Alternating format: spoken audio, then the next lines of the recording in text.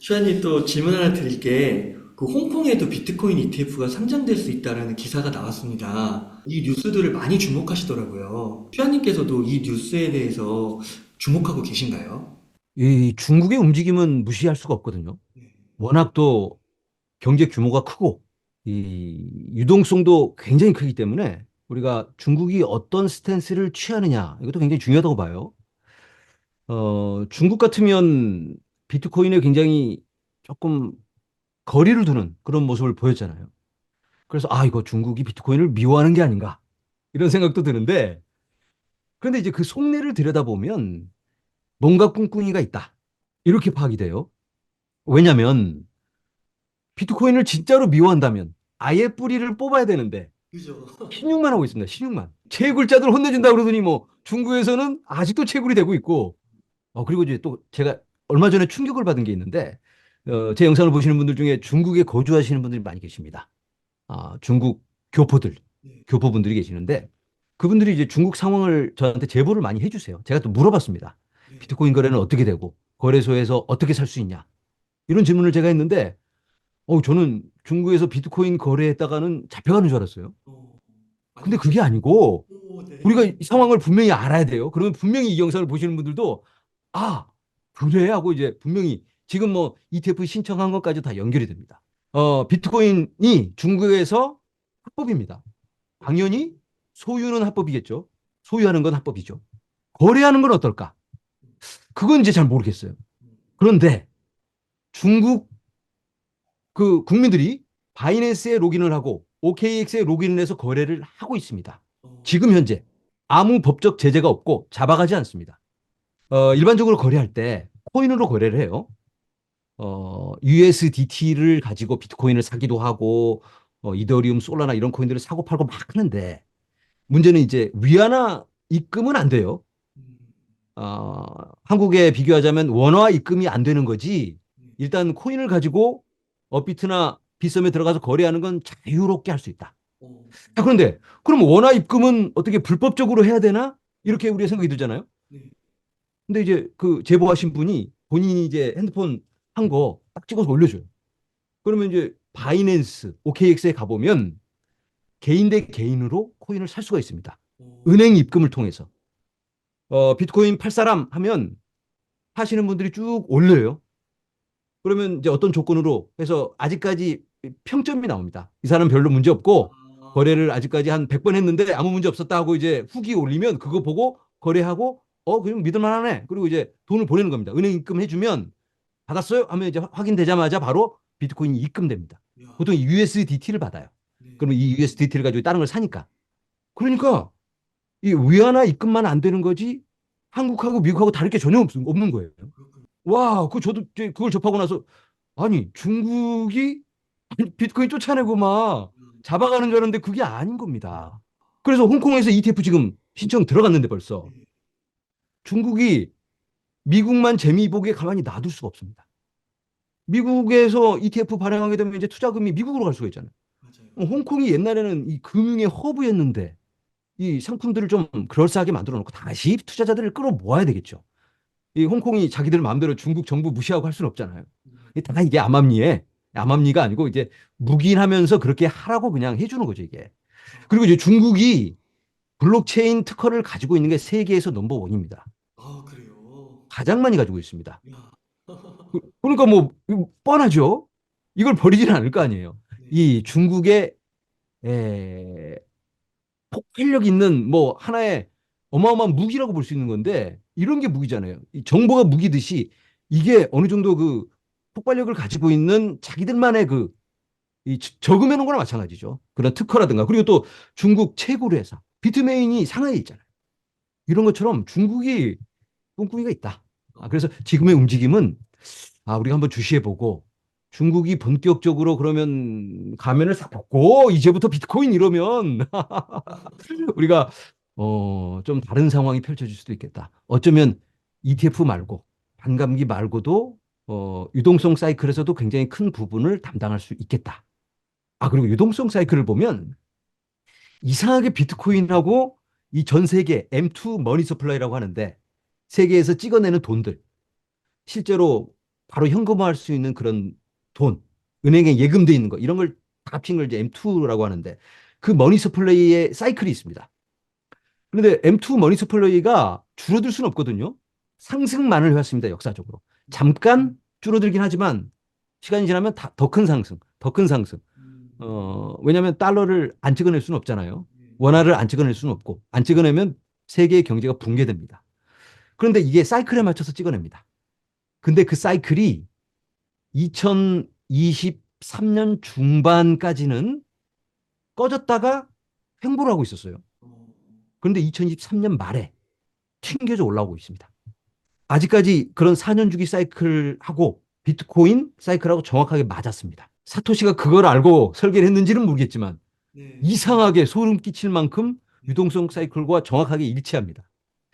야, 참 재밌는데 그런 거 보면 또 한 번 가슴이 설레지 않을 수가 없다. 그러니까요. 야, 그러면은 이게 중국 자본도 결국은 들어올 확률이 굉장히 높아 보이는데요. 그렇죠. 중국에 계신 분들이 또 중국이 자본주의나 마찬가지입니다. 다만 이념만 다르다. 그런데 얼마든지 또 차압을 할 수 있고 뺏을 수 있고 그런 위기감이 있기 때문에 중국에 계신 분들은 언제나 본인들의 자산을 지키려는 시도가 있기 때문에 선택이 될 수밖에 없습니다. 다만 이걸 음성적으로 하느냐 아니면 어떤 길을 열어주고 거래소를 통해서 거래소들은 또 본인들이 일일이 속을 들여다볼 수 있으니까 차라리 그게 더 좋은 선택이죠. 거래소를 통해서 거래하게 해주는 게 유사시에 본인들이 딱 막을 수도 있고 그게 더 좋을 것 같아서 그런 움직임은 계속 될 것 같다라고 볼 수 있을 것 같아요. 슈아님 진짜 너무 감사한 게 이게 중국에 대해서 이렇게 자세한 뉴스를 들은 거는 처음인 것 같습니다. 저도 얼마 전에 들었습니다. 중국에 계신 분한테. 와. 아우, 그러니까 이게 중국 이슈 때문에 이게 비트코인 투자하신 분들이 많이 과거에 힘드셨잖아요. 와, 근데 이거는 정말 가뭄에 단비 같은 뉴스 같은데요. 중국에 계신 분들도 코인 투자가 합법인지 불법인지를 모른다고 그러더라고요. 아, 그리고 또 CBDC. 네, CBDC. CBDC 하면 중국이잖아요. 네. 중국이 제일 앞서가고 있는데 중국 현지인들은 CBDC가 뭔지도 잘 모른대요. 실제로는 안 쓰여지고 있다. 대외적으로는, 표면적으로는 CBDC에 중국이 뭐 모든 걸 걸고 끌고 가려고 하는 듯 보이지만 그런 움직임이 있다면 막 강압적으로라도 CBDC를 사용하게 해야 되잖아요. 엘살바도르가 비트코인을 받아들이고 법정 화폐로 쓰고 있잖아요. 네. 그런데 엘살바도르에서 실제로 비트코인이 막 아주 크게 사용되고 있지는 않습니다. 그런데 중국의 CBDC는 그것만도 못합니다. 실제로 중국에 계신 분들이 그럴 의지가 없다. 중국은 그렇게 얘기하더라고요. 그러니까 어떤 그 정치적인 또는 대외적인 한 스탠스, 음, 어떤 의도를 갖고 CBDC를 밀어서 중국의 위안화 입지를 좀 디지털 위안화를 좀 구축하면서 분위기를 잡아놓고 이 코인은 살짝 눌러주고 음. 그러다가 또 때가 되면 다시 집어 올려야 되기 때문에 여지를 남겨놓는 그러한 전술이 아닌가 이런 생각을 해볼 수 있을 것 같아요. 슈아님, 이번에는 비트코인에 직접 투자하는 거 말고요. 예를 들면 마이크로 스트래티지나 뭐 코인베이스나 아니면 뭐 거래소나 채굴 기업 등에 투자하는 거에 대해서 이런 주식회사들에 투자하는 거는 좀 어떻게 생각하세요? 코인 투자를 벌써 하고 계신 분들은 좋지 않은 선택이다. 아, 왜냐하면 이걸 분산 투자의 목적으로 한다면 채굴회사 주식을 사지 말고 S&P나 아니면 삼성 주식을 사야죠. 분산 투자란 건 이게 잘못돼도 이쪽으로 해지가 돼야 되는 거니까. 그런데 거의 비슷한 종목을 다른 플랫폼에서 사는 건 별로 도움이 안 되는 겁니다. 아, 그리고 이런 채굴회사 주식, 뭐 코인베이스, 마이크로 스트래티지 이런 주식들은 비트코인하고 비슷하게 같이 움직이는데 변동성이 더 큽니다. 역사적으로 음, 보면 비트코인이 100% 올랐다. 그러면 채굴회사 주식은 120% 올라요. 근데 비트코인이 50% 하락했다. 그럼 채굴회사 주식은 70% 하락합니다. 그러니까 레버리지는 마찬가지예요. 그렇다면 굳이 채굴회사 주식을 사야 할까? 근데 이런 주식에 투자를 하시는 분들은 벌써 주식을 투자하시는 분들 음, 좀 코인 투자 뭐 거래소 이런 거 좀 복잡하니까 비트코인 사는 것보다 그냥 뭐 채굴회사 주식이나 코인베이스 이런 게 낫겠다. 음. 이런 관점에서는 괜찮다. 이렇게 말씀드려요. 그러니까 어떤 분들은 뭐 코인베이스나 채굴 기업은 뭐 별로 생각을 안 하시는데 특히 이제 마이크로 스트래티지 같은 경우는 비트코인 보유 개수도 어마어마하고 최근에 또 막 뉴스 보니까 그 비트코인 개발 기업으로 탈바꿈하게 그런 네. 얘기도 하고 또 말씀해주신 대로 그 회계 가치에 있어서 올라가면 또 기업 가치가 엄청 올라갈 수 있으니까 마이크로 스트래티지는 한번 고려해볼 만하다. 레버리지 효과를 고려해서. 그건 괜찮습니다. 그러니까 아까 말씀해 주신 것처럼 다른 단순한 비트코인의 레버리지의 개념이 아닌 분명한 이유가 있다면 마이크로 스트래티지는 실제로 개발 방향으로 나서기 시작했거든요. 원래 소프트웨어 회사인데 지금은 비트코인밖에 안 보입니다. 음, 그래서 그냥 비트코인으로 올인하자. 그래서 비트코인 관련 개발을 하겠다라는 발표를 했습니다. 그러면 그 발표에 대한 그 개발에 대한 유의미한 결과물이 보여진다면 그러면 더 뜨겁게 또 성장할 수가 있거든요. 그런 공부를 좀 해보고 거기에 대해서 어느 정도 가능성을 확인한다 하면 또 투자해 볼 만하죠. 그리고 저도 이 마이클 세일러를 굉장히 좋아합니다, 제가. 야, 그 사람의 그 철학. 예, 그분하고 인터뷰도 몇 번 했는데 대단한 분이에요, 대단한 분. 보통 사람하고는 좀 다르다. 본인이 믿는 그 그냥 막연한 기대 이런 게 아니고 분명한 그 근거가 있고 신념을 갖고 가기 때문에 그 사람을 보고 마이크로 스트래티지에 투자하는 것도 좋은 선택일 수 있겠다. 이런 생각까지 듭니다. 슈아님, 이거는 좀 여담의 질문일 수 있는데, 그런 분들은 그 이미 엄청난 부자시잖아요. 그리고 되게 바쁘실 것 같은데, 그 굉장히 어떻게 보면은 이제 슈아님도 굉장히 큰 채널이긴 하지만, 그 출연했을 때 저는 상당히 놀랐거든요. 왜냐면 어떤 외국인으로서의 느낌은 약간 그 뭐 재벌 네. 이재용 회장님이 출연하신 것 같은 느낌을 받았거든요. 슈아님은 좀 갑자기 그렇게 얘기하는 것 같아서 좀 죄송하긴 한데. 네. 그래서 아, 저도 깜짝 놀랐어요. 그래서 이게 문화적으로 어떻게 그런 게 인터뷰가 가능한 건지 혹시 느낌이 어떠셨나요? 이게. 제가 이 영상을 보시는 모든 분들께 한번 용기를 드리고 싶습니다. 네. 제가 동네 유튜버예요. 부자도 아니고. 그렇다고 해서 그 사람이랑 제가 어떤 연결고리가 있는 것도 아닙니다. 하지만 인생은 도전이다. 어, 도전을 하는데 이 모든 비즈니스는 이 영상을 보시는 분들 중에서도 이제 비즈니스 하시는 분들이 계실 텐데 내 카드가 중요하지 않습니다. 상대방의 카드가 더 중요합니다. 비즈니스를 하다 보면 저 사람이 어떤 카드를 갖고 있나 이걸 생각을 해봐야 되는데 제가 가만히 생각해 보니까 제가 마이클 세일러를 필요로 하는 것보다 마이클 세일러가 저를 더 필요로 할 것 같아요. 그래서 아니 당신 비트코인에 올인했는데 비트코인이 잘 돼야 되는 거 아니야? 어, 그러면 한국에 계신 분들 당신 한국말도 못하는데 내가 당신 초대해서 당신 얘기하는 거 좀 얘기하면 한국 분들이 비트코인에 대해서 좀 깨우침을 받고 비트코인에 대해서 좀 긍정적으로 바라보고 또 투자까지 연결이 된다면 비트코인 가격에도 더 좋을 테니까 내가 당신한테 이거 선심 써주는 거지. 이런 생각이 들더라고요. 네. 근데 저는 그 사람 안 나온다고 제 채널에 나온다고 해서 제가 뭐 돈을 버는 것도 아니고 제가 그 사람한테 돈을 받는 것도 아니니까. 뭐 저 사람이 나를 더 필요로 하는구나 라는 생각이 들더라고요. 그래서 제가 딱 이메일을 썼어요. 지금 제가 말씀드린 상황을 설명하면서 이 코리안 커뮤니티가 너무 뜨겁다. 비트코인에 대해 굉장히 많은 관심을 갖고 있는데 당신의 그 열정적인 그런 모습과 당신이 생각하는 해안 이런 걸 좀 나눠주면 어떻겠냐. 많은 비트코인 투자자들에게 큰 힘과 용기가 와, 되겠다라고 딱 썼습니다. 제가 네. 이메일을. 그걸 보냈더니 처음에는 답이 없다가 어, 그 비서가 먼저 이제 봤어요. 어, 비서가 보고 우리 회장님 너무 바쁘다. 저한테 이렇게 답을 주시더라고요. 무시하지는 않고. 어, 왜냐면 저를 무시했다간 제가 그 사람은 아주 건방지고 막 이렇게 얘기할까 봐 답을 줬는데 그 다음 아 그러고 나서 2시간 후에 마이클 셀러한테 저한테 직접 이메일이 왔어요. 제가 마이클 셀러한테 이메일을 보냈는데 이 비서가 답을 했는데 마이클 셀러가 다시 이메일이 왔습니다. 네네네네. 대충 받다가 제 이메일 내용을 읽어보니까 제 말이 맞잖아요. 본인한테 제가 필요하잖아요. 야, 그래서 자기 이 비서하고 스케줄 잡아라. 그렇게 얘기하더라고요.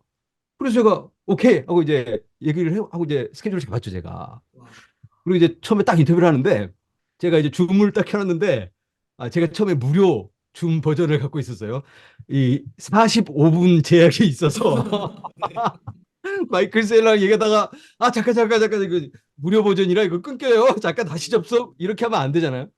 그래서 얼른 이제 유료로 바꾸고 제가 유료로 바꾸고 얘기 이제 하는데 그 과정에서 이게 좀 버벅거려서 접속이 안 되는 거예요. 그래서 갑자기 전화가 울려. 저는 기다리고 있는데 마이클 세일러 전화가 울려서 딱 보니까 모르는 전화번호예요. 딱 봤더니 this is Michael Saylor 딱 그러는 거예요. 그래요? 그래서 마이클 세일러야 그리고 접속이 안 된다고 그래서 네, 링크 다시 보내겠다.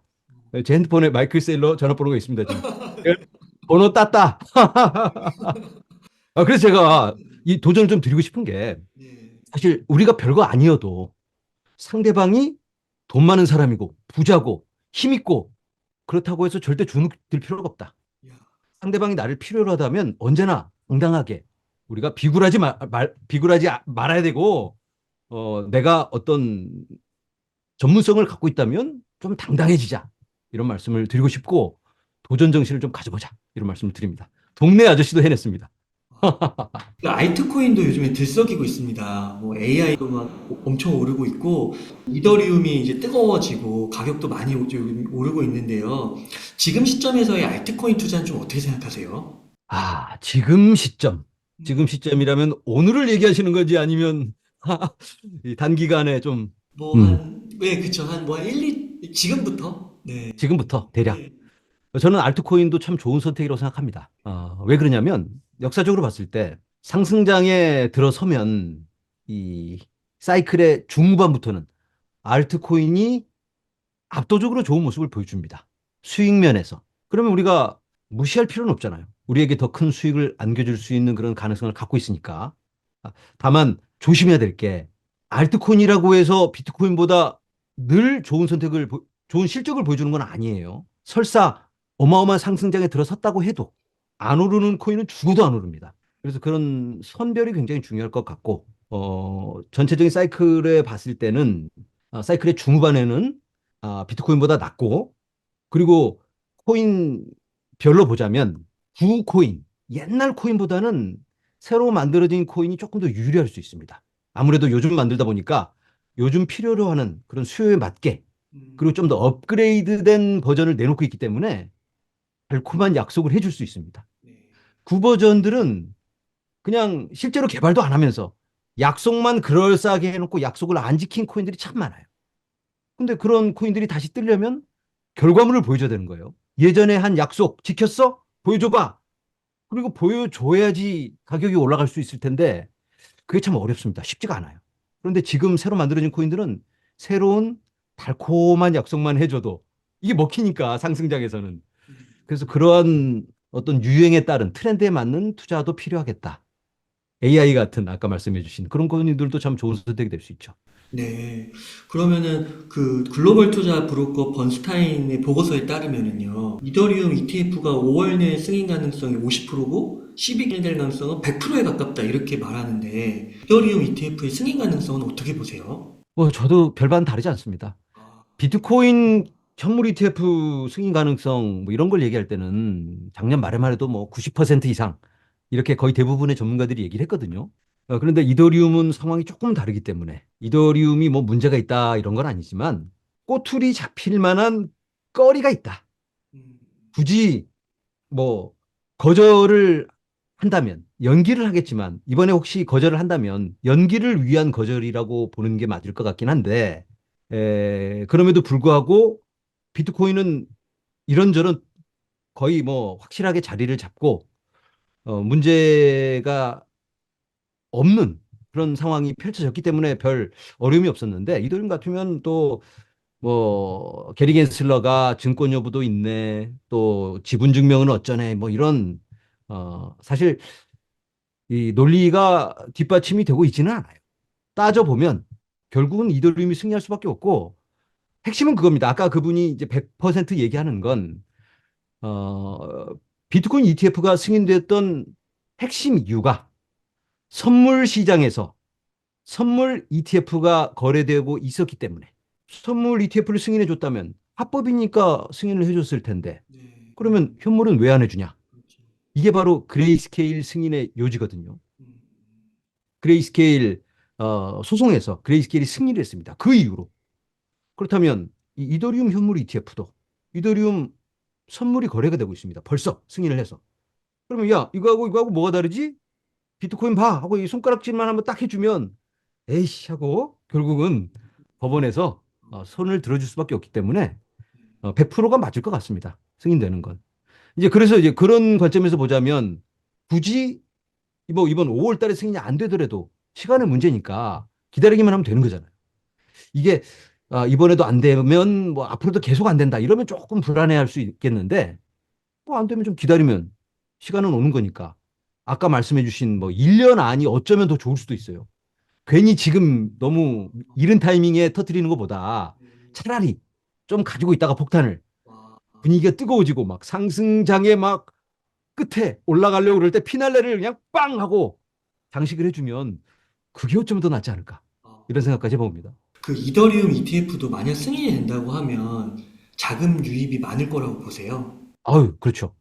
왜 그러냐면 이더리움이 사실 기관들의 많은 선택이 되고 있습니다. 기관들이 보고 있는 건 가치 저장도 있지만 이더리움 같으면 디파이에 대한 가능성을 확인을 했거든요. 2022년 하락장을 보면서 네.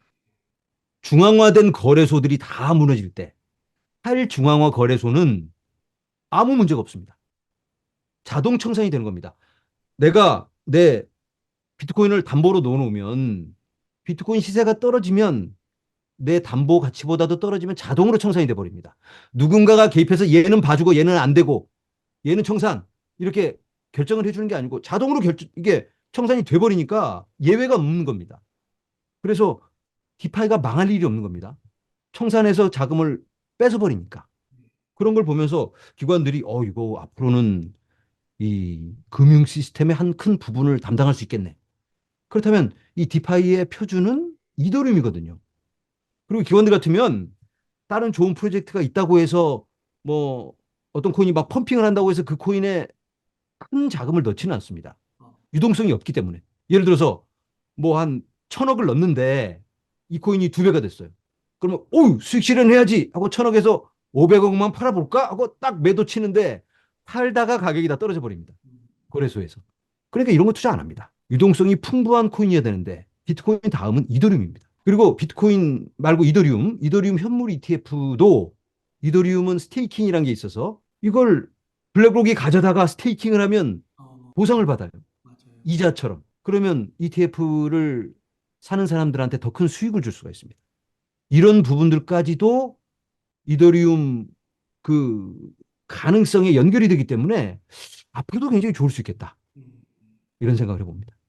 요즘에 AI가 주식에서도 되게 그 주식 시장에서도 굉장히 각광을 받고 있고 특히 엔비디아 오늘 MBI 난리 났습니다. 엔비디아. 엔비디아도 시장 외로 10% 가까이 오르더라고요. 근데 이게 저 궁금한 게 그리고 AI 코인도 최근에 굉장히 뜨거웠고요. 이 AI 인공지능 시대가 도래하면 이게 뭐 네. 암호화폐나 뭐 비트코인이나 어떤 이렇게 역할을 하는 게 무슨 연결고리가 는 건가요? 당연하죠. 그래요? 당연하죠. AI를 우리가 그 어마어마한 시장, 그 가능성, 그걸 간과해서는 안 됩니다. 코인하고도 굉장히 밀접한 관계가 있어요. 예를 들어서 오픈 AI가 가장 유명하잖아요. 제가 오픈 AI에 들어가서 야야 이런 상황에 대해서 어떻게 생각해? 하고 이제 이 시사적인 이런 질문을 하면 AI가 답을 해주는데 한 보면 굉장히 정치적이에요. 아니 이 친구가 왜 약간 저쪽으로 얘기를 하나?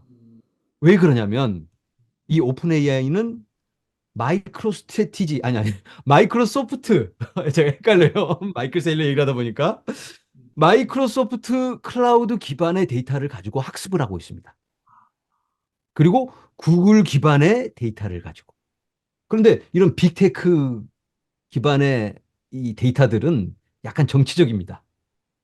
민주당 쪽에 후원을 많이 해주기 때문에. 그러니까 이 AI마저 정치적인 모습을 보이고 있는 거예요. 야, 이거 좀 문제가 있다. 자, 그런데 여기서 한 걸음 더 들어가서 어떤 약을 개발을 한다고 한다면 AI가 막 학습을 해서 모든 조합을 맞춰서 약을 개발해 냈습니다. 그런데 AI가 학습한 데이터가 중국 어느 도시에 있는 어떤 개발 회사에서 만들고 있는 그 방대한 데이터를 가지고 학습을 했다면 이걸 믿고 우리가 약을 살 수 있을까? 약간 불안함이 들죠. 그렇다면 투명하게 어떤 데이터를 가지고 학습을 했는지 그게 공개가 된다면, 그리고 그걸 조작할 수도 없게 블록체인에서 보장을 해줄 수 있다면, 그러면 믿을 수 있잖아요. 네. 그래서 AI라는 게 모든 그 분야에서 블록체인을 사용할 필요는 없습니다. 하지만 투명성을 요하는 그런 부분에서는 이걸 블록체인이라는 기술을 사용할 수밖에 없고, 또 누군가가 결정을 내려주고 이 빅데이터의 부분적인 선별 이런 걸 해주지 않고 자동으로 다 되게 스마트 컨트랙으로 결정이 돼야 되는 기계적인 그런 부분이 필요하다면 그게 바로 블록체인이 해주는 겁니다. 스마트 컨트랙을 구현하는 거고, AI는 여러 그 작업에서 AI가 이제 굉장히 유용한 게 이 군집 작업이라고 여러 개의 드론이 한꺼번에 움직이면서 막 뭔가를 서로 소통을 하면서 할 때, 그럴 때 누군가가 이 개별 드론을 조작할 수 없도록 블록체인 기반에 있는 그런 작업을 가지고 동시에 그걸 끄집어내서 이 소통을 하면서 작업을 하게 되거든요. 그런 부분에서 굉장히 유리하고, 그리고 또 AI 같은 게 아까 말씀드린 그 데이터의 이 신빙성, 신뢰도 이런 거에 굉장히 중요하게 작용을 하고, 그리고 또 우리 옛날에 그 매트릭스라는 영화가 있습니다. 이 주인공 니오가 헬리콥터로 이걸 조종을 못 하는데 입력을 딱 누르면 갑자기 실시간으로 따다다다다닥 이게 들어와요. 그래서 이제 능력치가 생겨서 갑자기 이제 조정을 할 수가 있잖아요. AI가 어떤 기능을 실행할 때 주인이 뭐 눌러서 다운받아서 펌웨어 업데이트 해주고 이렇게 못합니다. AI가 자체적으로 알아서 뭐 어떤 결정을 내려서 소통을 해야 되는데 그게 바로 스마트 컨트랙입니다. 기계적으로 미리 다 프로그래밍적으로 소통할 수 있는, 그게 연결이 돼야 되는 겁니다. 그래서 앞으로는 AI 시대가 열릴 수밖에 없고 블록체인이 굉장히 큰 부분을 차지하게 되는데, 아크 인베스트가 올해 발표한 자료가 있어요. 빅 아이디어 2024. 거기에 보면 어떤 분야에서 AI가 크게 빛을 발할 수밖에 없는지, 블록체인과 연결됐을 때를 얘기하는 겁니다. 블록체인과 AI는 뗄래야 뗄 수 없는 4차 산업을 이끌고 가고 있는 그런 같은 친구다, 동반자다 이렇게 보면 좋을 것 같아요. 야, 진짜 불가분의 그 뗄래야 뗄 수 없는 관계라고 표현을 했어요. 와, 진짜 대단하다, 진짜. 야, 너무 놀라운 것 같습니다. 그냥 비트코인에 그냥 저는 조금씩 조금씩 이렇게 사모아가고 있었는데 이게 또 AI랑 또 연결이 되고 막 이러니까. 아우, 정말 이게 우리가 좀 자부심을 가져야 되는 게 네, 이 미래 혁신에 우리가 함께하고 있는 겁니다. 네, 사실 우리가 코인 투자 이런 거 안 하면 AI가 뭔지 별로 관심도 없고, 주식 투자 안 하면 오픈 AI가 뭔지도 모르잖아요. 네, 근데 코인 투자를 하다 보니까 AI 코인 이건 도대체 뭐라는 걸까? 이게 왜 필요할까? 이런 걸 생각해 보니까 야, 뭐 비트코인이 앞으로 이렇게 이렇게 사용되고 AI하고는 또 어떻게 연결이 될까? 이런 것도 생각을 안 해볼 수가 없거든요. 그래서 그런 부분도 보면 야, 앞으로는 이러한 상황이 펼쳐지게 되겠고 AI가 구현되려면 또 그만큼의 그 플랫폼이 또 받쳐줘야 되겠구나. 이런 생각도 들어요. 그래서 여러 가능성이 있다. 이렇게 말씀드립니다. 그러니까 막 마이크로 스트래티지 같은 경우도 발언을 할 때 비트코인 개발 회사로 거듭나했을 때 비트코인은 그냥 코인인데 또 뭘 한다는 걸까 막 이렇게 별로 그려지지 음, 않는데 네. 슈아님께서 이게 AI랑 이런 걸 엮어서 말씀을 해주시니까 야 이게 또 진짜 앞으로 엄청난 하나의 산업으로 만들어질 수도 있겠다. 그리고 비트코인. 네. 그 아까 제가 말씀드린 게 이제 비트코인이 AI에 그렇게 아, 네. 사용된다 이렇게 말씀드린 건 아니고, AI가 사용할 수 있는 코인이 또 따로 있겠죠. 그 플랫폼에서 사용하는 코인, AI 프로젝트의 코인, 이제 그걸 사용하는데, 비트코인하고 또 완전히 동떨어진 건 아닙니다.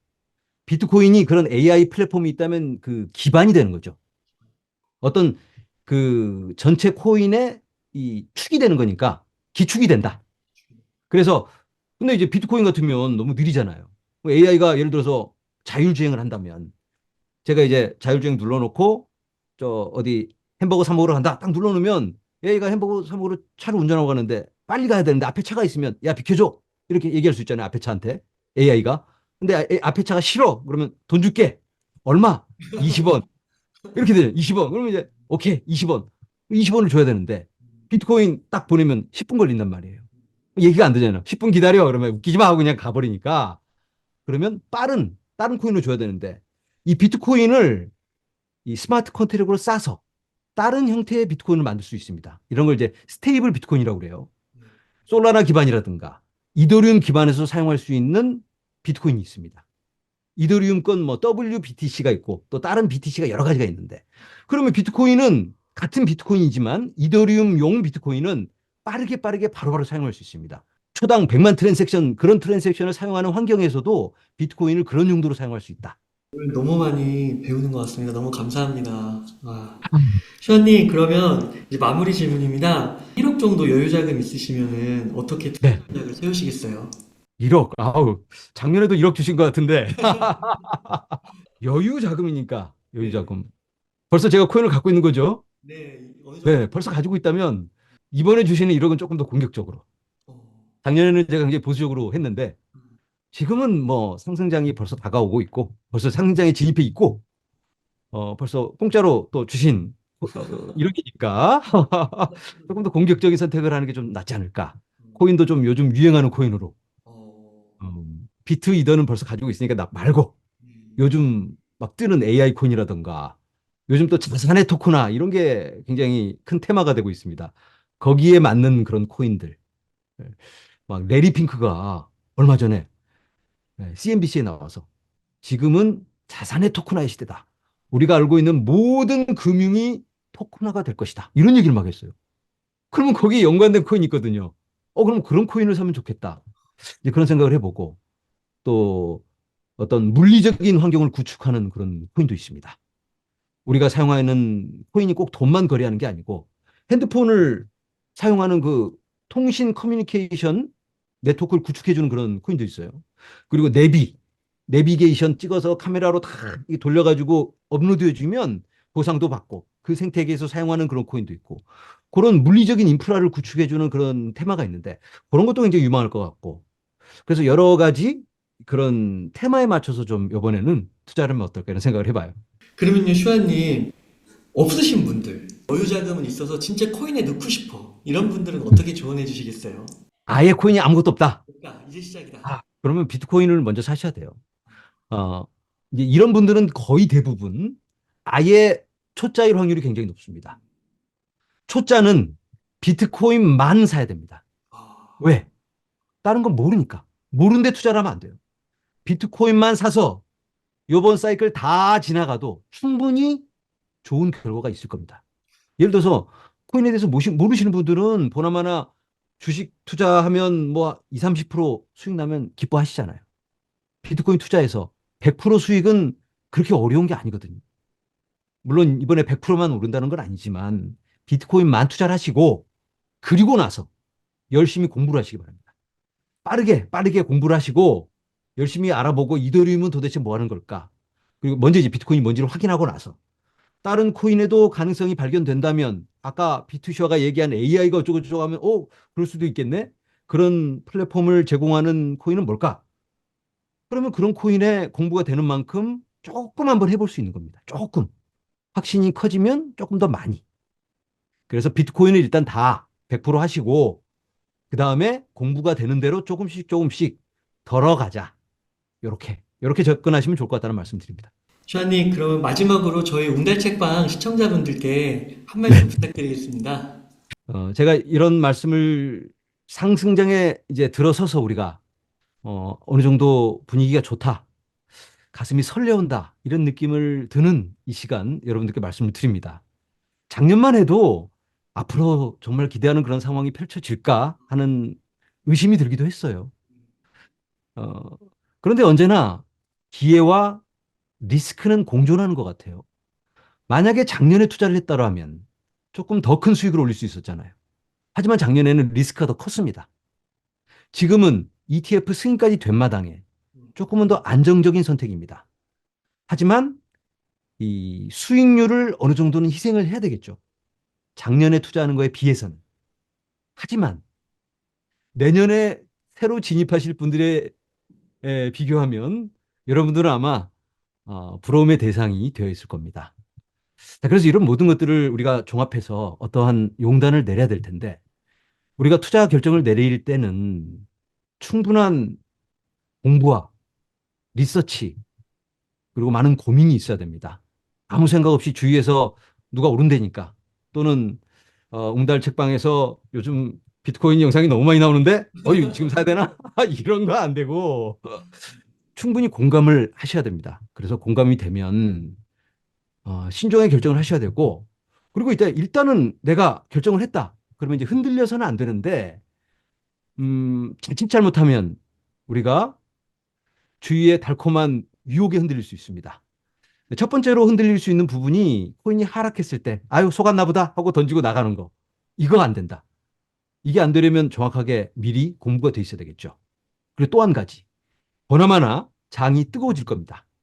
그러면 비트코인만 가지고 계신 분들 소외감이 생길 거예요. 아, 아니, 남들은 저 이상한 코인 투자해서 뭐 10배 수익 올렸다는데, 나는 뭐야, 고작 2배? 이거 괜히 이거 팔아서 다른 거 사자. 이런 느낌이 보나마나 올 거예요. 이건 유혹이다. 일단 먼저 말씀을 드리고, 물론 유혹이 아닌 여러분들이 아까 말씀드린 그런 충분히 공부를 한 코인이라면 부분적인 접근을 할 수가 있습니다. 그런데 분위기가 너무 뜨거워지다 보면 이성을 잃을 때가 참 많아요. 요즘 무슨 멍멍이 코인이 오른데 지금 아니면 안 돼. 이런 또 사기 코인도 생길 수 있고, 그래서 이런 데 현혹되지 마시고 기본에 충실하고, 그런 뜨거운 상승장이 있기 전에 미리 우리가 이성을 갖고 있을 때 충분히 준비가 되어 있어야만 합니다. 기회는 준비된 자에게만 찾아옵니다. 그래서 여러분들 아무쪼록 여러 좋은 영상들 꼭 시청하시고 공부하시고, 여러분들의 확신이 선다면 그만큼만 투자하시고 좋은 결과 꼭 내시기 바랍니다. 항상 저희들 옆에서 힘이 되어주시고 또 이렇게 큰 틀에서 항상 귀한 말씀 계속해서 전달해 주시면 너무 감사할 것 같습니다. 네네, 그렇게 할게요. 비트코인 정고점 넘을 때 또 한번 연락 조심스럽게 한번 드려보겠습니다, 시안. 네, 그때 또 우리 샴페인 들고 함께 하도록 하겠습니다. 네, 너무 감사드리고 그럼 오늘 한 인터뷰 이 정도에서 마무리하도록 하겠습니다. 이투시아님을 모시고 이야기를 나눠봤습니다. 긴 시간 동안 유익한 인사이트 많이 나누셔서 감사의 말씀 드립니다. 오늘 고생 많으셨습니다. 네, 감사합니다.